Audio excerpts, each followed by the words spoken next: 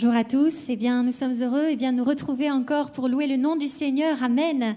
Oui, parce que nous croyons qu'il est notre Dieu, qu'il est l'alpha et qu'il est l'oméga. Alors je vous invite, où que vous soyez, de chanter avec moi ces louanges pour notre Dieu, lui qui est infiniment grand. Amen.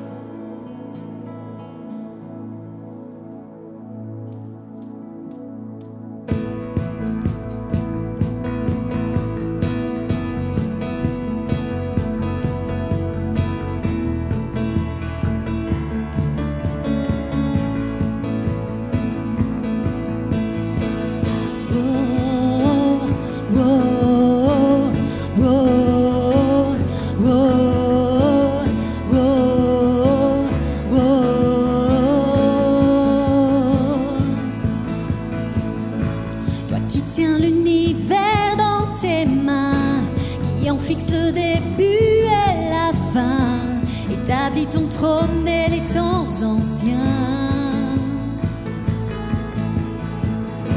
Tu existes de toute éternité.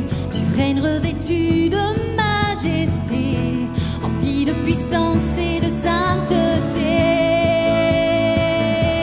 Jésus, tu es le premier, le dernier, l'alpha, l'oméga, celui qui celui qui vient, l'alpha, l'oméga. Jésus, tu es. Oh, oh, oh, oh, oh. Oui, toi qui détiens l'univers, tu détiens la puissance dans tes mains, car toute autorité te revient. Tu es tout puissant,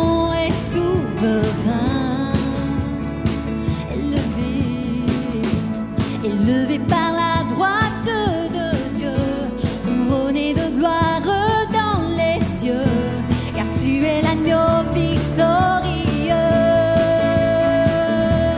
Jésus, tu es le premier, le dernier, l'alpha, l'oméga, celui qui était, celui qui vient, l'alpha, l'oméga. Oui, Jésus, tu es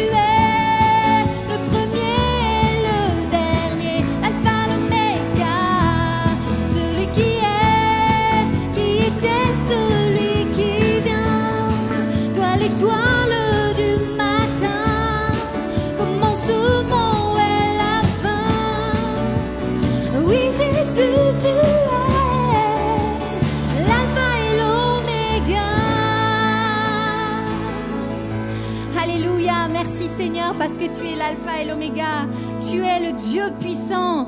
Tu es juste et grand, amen. C'est ce que nous voulons dire aussi ce matin. Où que vous soyez, vous pouvez taper des mains également avec nous. Alléluia, merci Seigneur.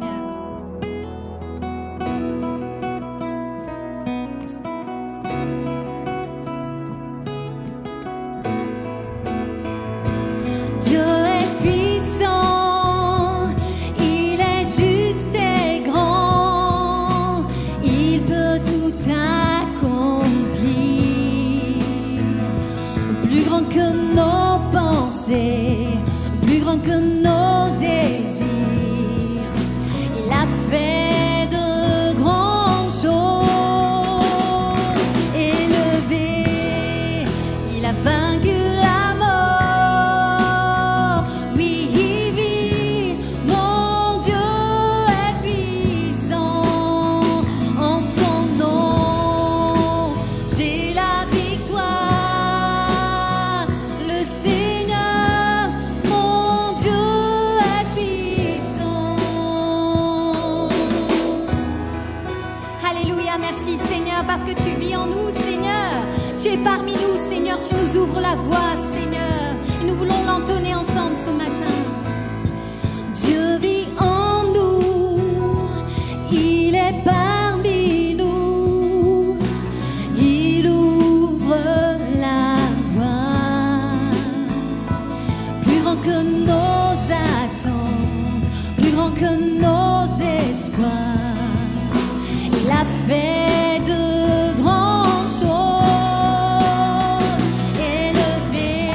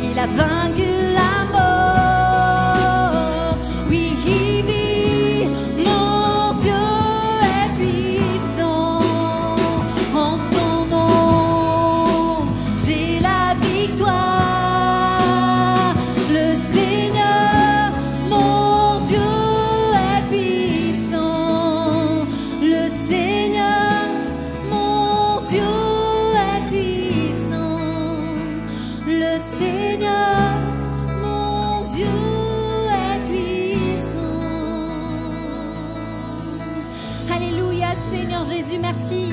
Merci parce que tu es puissant. Tu es élevé. Oh, mais à la droite de Dieu. Tu as vaincu la mort, Seigneur Jésus. Merci pour le pardon de mes péchés. Merci, Seigneur, de m'avoir sauvé, Seigneur Jésus. Merci, Seigneur, pour ton amour envers moi. Merci, Seigneur, de m'avoir purifié, Seigneur Jésus. Merci pour la croix, Seigneur. Merci, Seigneur Jésus. Oui, tu ne méritais rien, mais tu as pris nos fautes, Seigneur Jésus. Tu as tout pris à la croix. Alléluia. Oui, à jamais nous voulons te glorifier, Seigneur Jésus. À jamais nous voulons t'adorer, Seigneur Jésus. Car tu es ressuscité, tu es vivant. Alléluia, Jésus.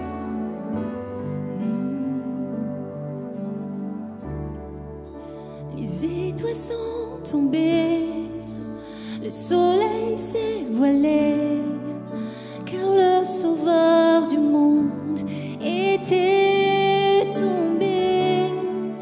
Son corps sur une croix, son sang versé pour moi, sur ses épaules le poids de nos péchés.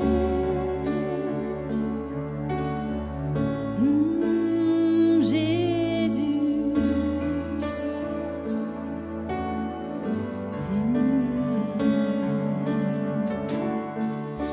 À son tout dernier souffle, le ciel s'est détourné.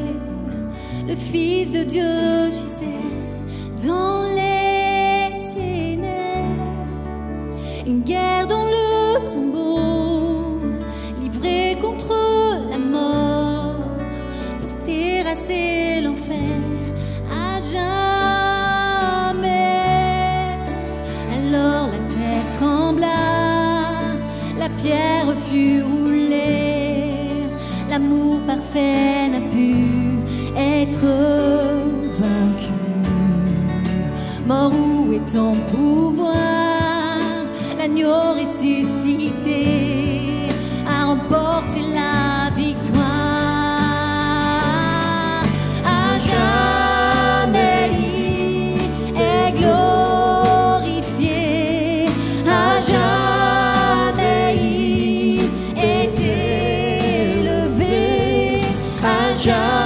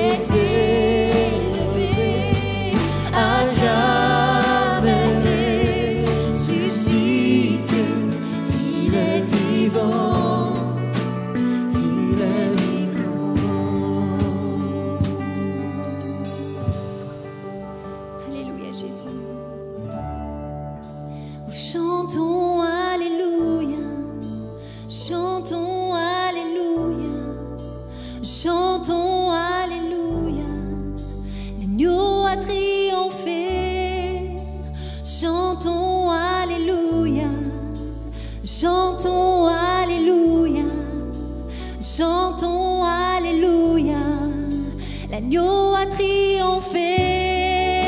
Oui, chantons Alléluia, chantons Alléluia, chantons Alléluia, l'agneau a triomphé.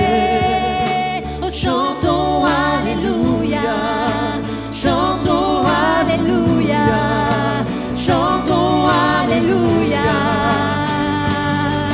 À jamais il est glorifié, à jamais il est élevé, à jamais ressuscité.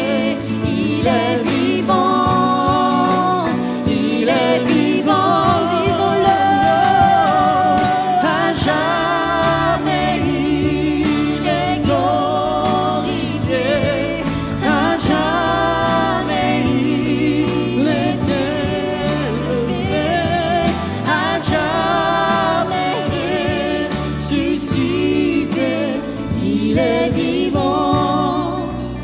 Il est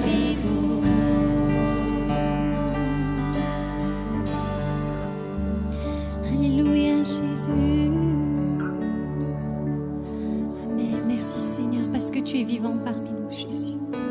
Prends la place qui t'est due encore, Seigneur. Souffle, Seigneur Jésus. Parle encore, Seigneur. Merci, Jésus. Alléluia, Seigneur. Merci, Jésus. Amen.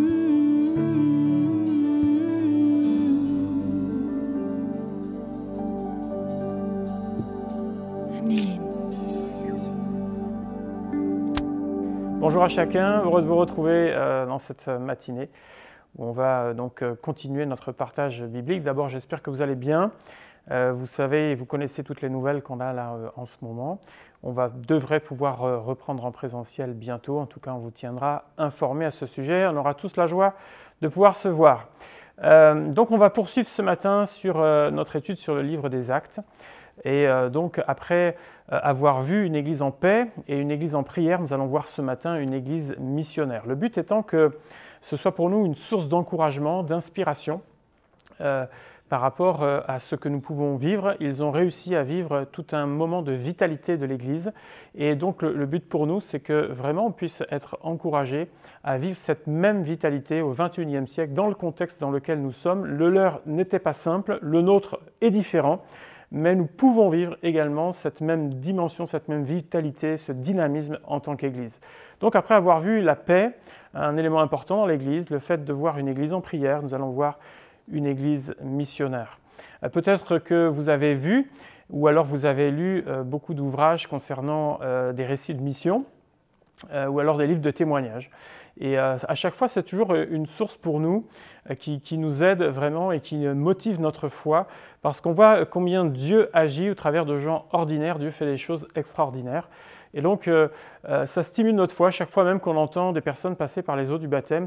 Et quand on voit le cheminement de Dieu pour chacun, eh bien, c'est là où on s'aperçoit que de toute l'œuvre que Dieu peut faire dans un cœur et que nous-mêmes, nous sommes des petits instruments, mais néanmoins utiles dans les mains de Dieu. Une église missionnaire, Jésus a dit à ses disciples, et c'est notre passage aujourd'hui qui se trouve dans Actes chapitre 1er, verset 8, il a dit ceci, « Mais vous recevrez une puissance, le Saint-Esprit survenant sur vous, et vous serez mes témoins à Jérusalem, dans toute la Judée, dans la Samarie et jusqu'aux extrémités de la terre. » Nous allons donc voir ce matin le mandat missionnaire donné donc à l'église, le fait que Dieu pourvoit au moyen de remplir cette mission et une église en action. Le mandat donc missionnaire, c'est vrai que si ce passage a été mentionné par Jésus juste avant son ascension, nous nous souvenons que dans Marc 16, il a dit justement aux disciples « Allez, prêchez la bonne nouvelle, faites des disciples, guérissez les malades, libérez les gens captifs ». Il est donc question là de témoigner et aider chaque personne qui le souhaite à venir à la rencontre de Dieu. Il ne s'agit pas d'imposer la foi, mais il s'agit simplement de voir pour toutes les personnes qui sont en recherche de la foi et qui veulent s'approcher de Dieu, de pouvoir également leur parler de Jésus. On est libre d'accepter ou de refuser. Mais tout cela vient dans un contexte global de la parole de Dieu où on voit que dès le début, l'intention de Dieu est de bénir l'être humain. Ce rappel, on peut le faire au travers, ne serait-ce qu'au travers du livre de la Genèse, donc, avec ne serait-ce qu'Adam et Ève, Genèse chapitre 1er, où il nous est dit qu'il les créa et il les bénit. Et dans Genèse chapitre 12, à Abraham, il dira « Toutes les nations de la terre seront bénies en toi ». Donc il y a là ce désir de Dieu de bénir, de vivre quelque chose avec chaque personne sur cette terre. Libre à nous de l'accepter, libre à nous de le refuser, mais c'est l'intention de Dieu. Et ce mandat missionnaire vient exactement dans cet ordre de choses où Dieu veut bénir l'être humain. Jésus s'est aussi inscrit dans ce mandat où il est venu à la rencontre de l'homme. C'est la période de Noël et depuis que les magasins sont ouverts, on le voit, chacun va à droite à gauche, redécore sa maison, son appartement, commence à faire toutes ses emplettes. Mais on rappelle, et vous le savez, nous fêtons la venue de Jésus sur la terre, la venue de Jésus qui est venu à la rencontre de l'homme. Il est venu pour pardonner, relever, instruire, mais aussi pour guérir, communiquer ce message d'espérance à l'être humain, s'offrir lui-même afin d'être réconcilié avec Dieu. Le prophète Ésaïe l'a parfaitement résumé lorsqu'il dira « Nous étions tous errants comme des brebis, chacun suivait sa propre voie, mais il était blessé pour nos péchés, brisé pour nos iniquités. Le châtiment qui nous donne la paix est tombé sur lui, et c'est par ses meurtrissures que nous sommes guéris. De même, avant son ascension, donc Jésus a tracé la ligne de conduite de l'Église partout sur la surface de la terre, dans toutes les générations, et ce jusqu'à son retour, où il a dit « Vous serez mes témoins ». Pour témoigner, il faut avoir quelque chose à dire ou à raconter. Il existe une différence entre raconter une histoire de manière factuelle, c'est-à-dire du type, vous savez, dépêche, ou alors rapidement, on peut s'informer, vous le savez, avec nos téléphones, de ce qui se passe dans l'actualité, et on lit en 30 secondes, 1 minute, certains articles très très courts, juste pour être au courant de ce qui se passe. Ça, c'est une façon factuelle de se tenir au courant. On peut aussi faire des recherches plus précises, essayer même de s'approprier certains sujets. Et puis, une dernière chose que l'on peut faire lorsque l'on raconte une histoire, c'est la vivre personnellement. Et je vais vous donner un exemple. Récemment, si vous avez suivi l'actualité, il y a actuellement la course qu'on appelle le Vendée Globe. Vous aimez ou vous n'aimez pas peut-être, mais moi je la suis pour la raison simple, c'est que le petit à l'école, c'est quelque chose qu'ils suivent, et donc par conséquent, ils apprennent beaucoup de choses sur la géographie mondiale, l'équateur, les caps, etc., les vents, ce qui peut se passer en mer. Et donc, on fait le point de la course tous les jours pour voir où sont les bateaux avec donc, le petit. Et donc, dans cette histoire, dans cette course actuellement, il y a quelques jours de ça, il y a un bateau, le bateau de Kevin Escoffier, a coulé. Il était à 27 nœuds, c'est-à-dire à peu près 50 km/h, à 1000 km du cap de Bonne-Espérance, c'est-à-dire au sud de l'Afrique. Et ce bateau a été plié en deux par une vague. Il a été secouru quelques heures plus tard par un autre concurrent. Ça, je viens de vous raconter les choses de manière très factuelle. Maintenant, je vais essayer, c'est ce que j'ai fait, on va s'approprier cette histoire et on va essayer de rentrer un petit peu dans ce qui s'est passé. Et vous allez voir déjà la différence qui peut se passer. Kevin Escoffier jouait les premiers rôles dans le Vendée Globe. Il était lancé à grande vitesse, il jouait encore la possibilité de gagner. Il n'était pas devant, mais il était dans les premiers. Et d'un seul coup, alors qu'il navigue, il est à 27 nœuds, 50 km/h sur l'eau, et il a entendu un grand bruit. Et il n'a eu que quelques secondes pour faire le point et prendre les meilleures décisions dans ce cas-là. Et lorsqu'il regarde et qu'il fait l'état des choses, il s'aperçoit que son bateau est plié à 90 degrés, c'est-à-dire qu'il est carrément là, replié sur lui-même. Une partie était déjà sous l'eau, et le cockpit était en train de se remplir d'eau. Autrement dit, il n'a que quelques instants avant de pouvoir évacuer. Il a pris son téléphone et a envoyé un message de détresse afin qu'il puisse être localisé à ce moment-là. Et à peine il a terminé cette manœuvre que l'installation électrique a totalement cramé dans ce bateau. Et là, il comprend aussi qu'il faut évacuer au plus vite. Le bateau s'enfonce de plus en plus et à un moment donné, il ne va plus rien avoir. Il attrape le seul radeau qui était encore disponible de sauvetage. Il y en avait un qui était déjà sous 3 mètres d'eau. Et donc, il y en avait un à l'autre bout du bateau qui était encore immergé. Il l'attrape et il le jette et il se jette lui-même à la mer en même temps. Il est au milieu, il arrive à monter dessus, à l'organiser. Et il est là au milieu de l'océan, à 1000 km des côtes. Il y a des vagues de 3 à 4 mètres de haut, des vents à 65 km/h. Il a passé des heures et des heures à se demander s'il allait pouvoir s'en sortir. Et un autre concurrent, à la demande de la direction de course, s'est détourné de sa route afin d'engager les recherches pour pouvoir le retrouver. Et Cocorico, c'est un Français qui l'a secouru. Donc là, j'y ai mis un peu plus de cœur, j'y ai mis un peu plus d'enthousiasme, et je me suis approprié cette histoire, j'ai essayé d'imaginer ce que ce navigateur a pu vivre. Maintenant, si jamais, imaginez un peu, on fait venir là, directement, Kevin Escoffier, qui vous raconte son histoire.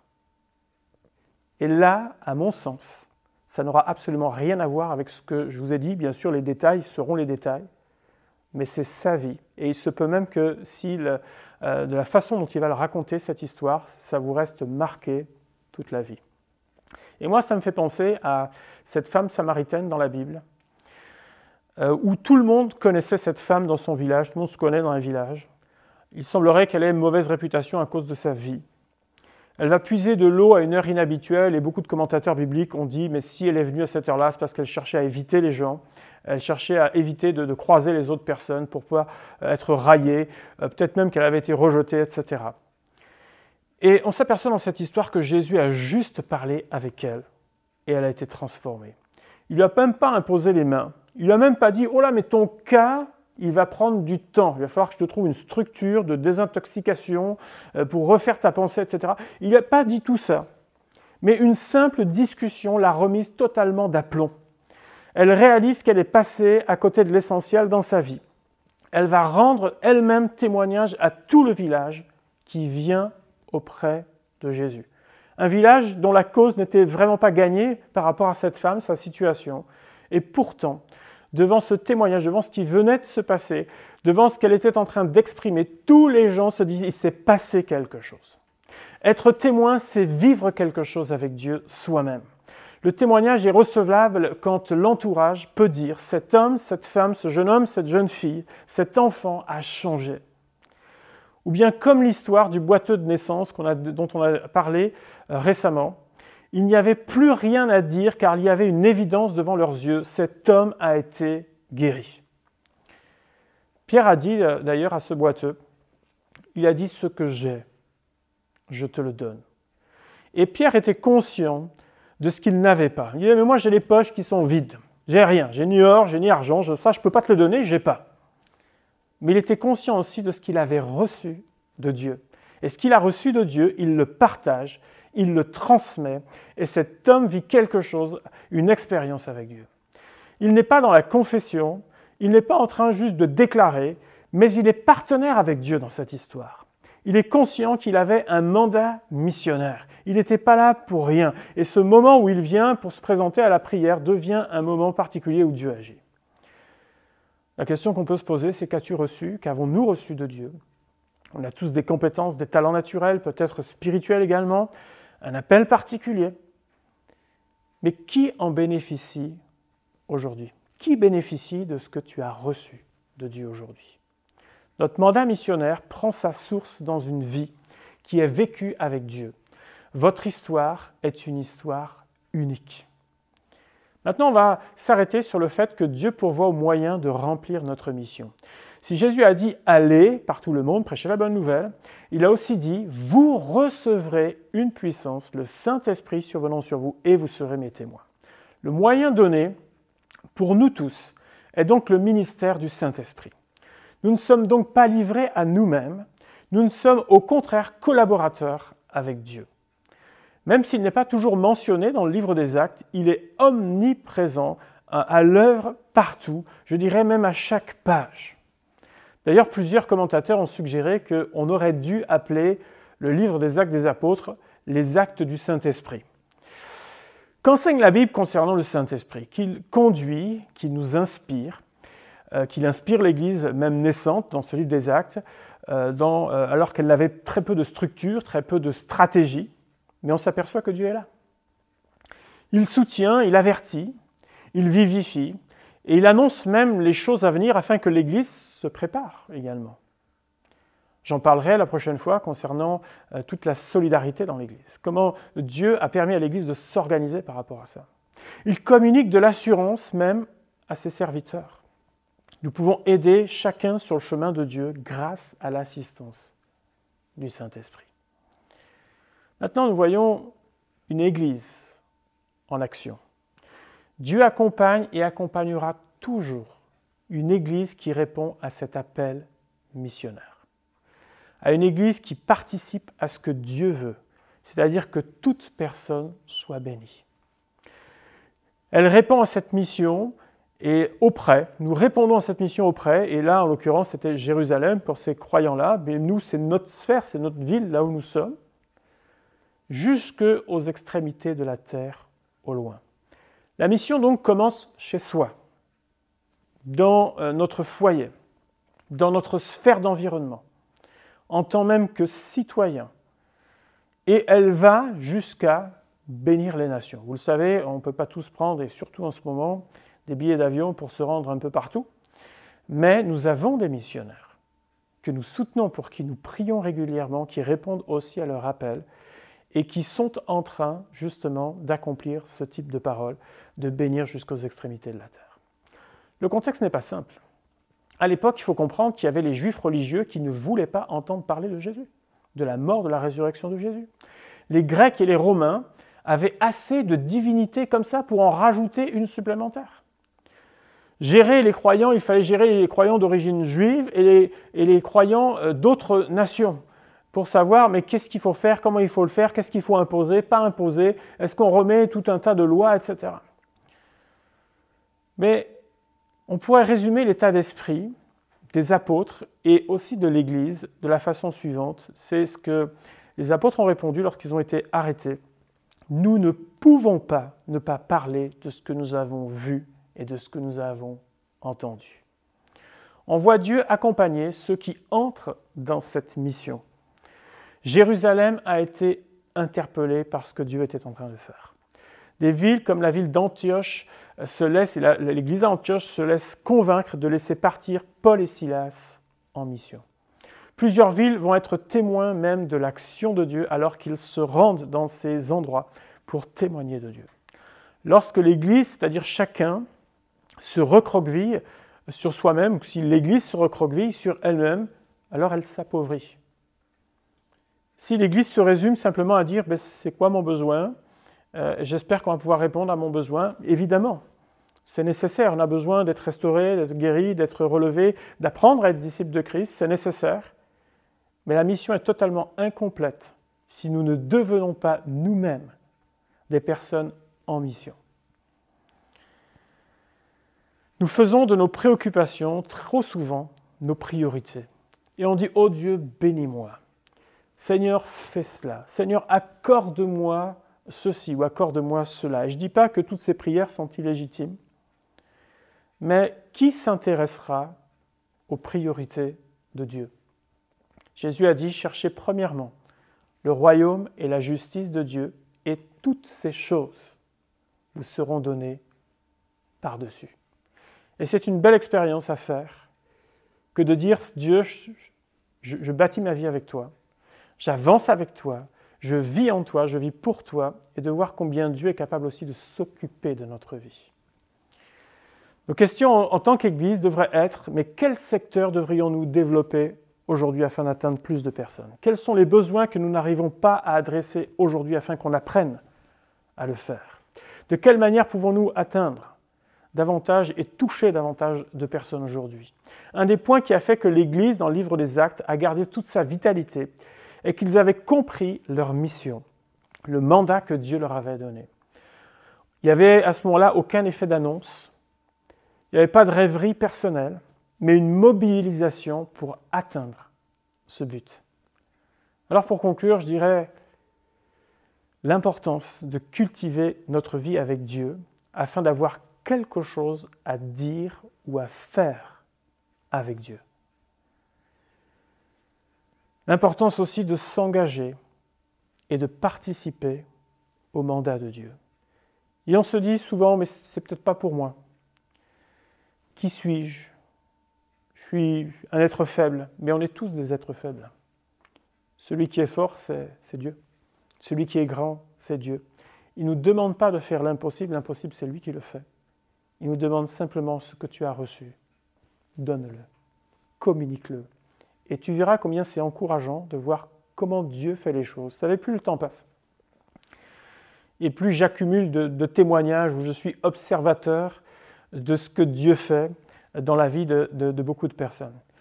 Et vraiment, je suis à un certain moment émerveillé de voir quel cheminement Dieu prend avec une personne, quel autre cheminement il prend avec une autre personne. De voir que ce qu'on pouvait imaginer, de ce qu'il semblait normal de faire, etc. Mais Dieu dit, non, ça ne va pas être comme ça. Ça va être différent, mais ça va être bon. Et quand on s'aperçoit que ce travail de Dieu, c'est un tel privilège de savoir qu'on est partenaire du travail de Dieu dans la vie des gens. Que Dieu, en tout cas, nous bénisse, que Dieu vous bénisse, qu'il vous aide à vraiment entrer dans cette mission avec le Seigneur et qu'il vous encourage. Une église, donc, qui est là, une église en paix, une église en prière, et maintenant donc une église missionnaire. On va prier ensemble le Seigneur. Notre Dieu, notre Père, nous voulons ensemble te remercier et te glorifier pour ta parole. Tu ne forces personne, non seulement à se tourner vers toi, mais aussi à participer à ton œuvre avec toi, Seigneur. Néanmoins, toute ta parole nous montre l'avantage à le faire.